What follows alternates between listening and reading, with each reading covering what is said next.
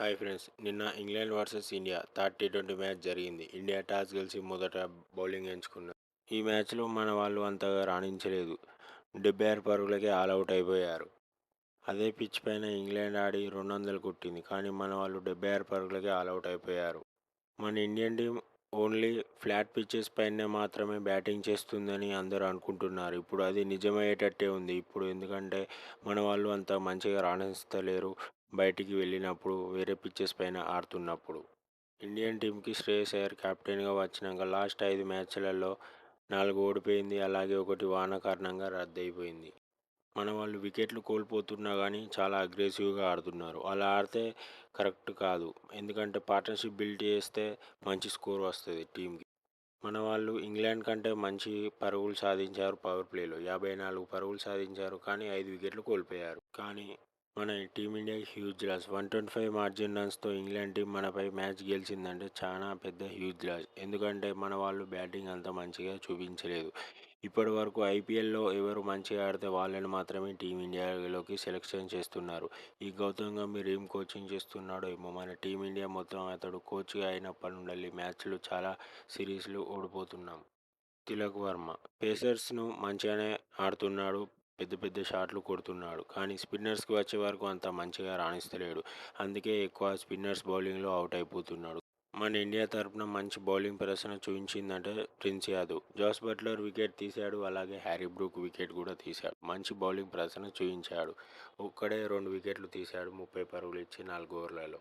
మన team India bowlers ఎవరు అంత మంచిగా బౌలింగ్ చేస్తలేరు. ఎందుకంటే ప్రిన్స్ యాదవ్ ఒకడే మంచి బౌలింగ్ చూపించాడు ఇంగ్లాండ్ టీంపై. అలాగే మిగతా వాళ్ళందరూ ఎక్స్పెన్సివ్గా బౌలింగ్ చేస్తున్నారు. ఇంగ్లాండ్ బౌలర్స్ మొత్తం మన టీమిండియాకి short of the length delivery చేశారు, కానీ మన టీమిండియా వాళ్ళు అంత మంచిగా ఆడలేదు. Short of the length delivery ఒక రోహిత్ శర్మ తప్ప మన టీమిండియాలో ఎవరు అంత మంచిగా ఆడరు షార్ట్ లెంత్ డెలివరీని. శ్రేయస్ అయ్యర్ సెకండ్ టీ20 ఓడిపోయినప్పుడు మేము మంచి కంబ్యాక్ ఇస్తామని అన్నాడు, కానీ ఈ మ్యాచ్లో కూడా పెద్ద హ్యూజ్ లాస్ అయిపోయాం 125 రన్స్ తేడాతో. దీన్ని బట్టి చూసుకున్నట్లయితే మన ఇండియాలో కూడా మొత్తం ఫ్లాట్ పిచ్చెస్ అన్ని తీసేసి మంచి బౌలింగ్ పిచ్చెస్ కూడా తయారు చేయాలి. నెక్స్ట్ మ్యాచ్లోనన్నా మంచి కంబ్యాక్ ఇస్తున్నారని నేను అనుకుంటున్నాను మన టీమిండియా వాళ్ళు. ఇంగ్లాండ్ బ్యాటర్ ఫిలిప్ సాల్ట్ స్టార్టింగ్లో 19 బంతుల్లో 17 పరుగులు మాత్రమే చేసి స్ట్రైక్ రేట్ 89 మెయింటైన్ చేశాడు. కానీ తర్వాత చూసుకున్నట్లయితే 25 బంతుల్లో 53 పరుగులు చేశాడు. లాస్ట్లో వచ్చిన శామ్ కరన్ కూడా మంచిగా ఆడాడు. 41 పరుగులు చేశాడు 24 బంతుల్లో.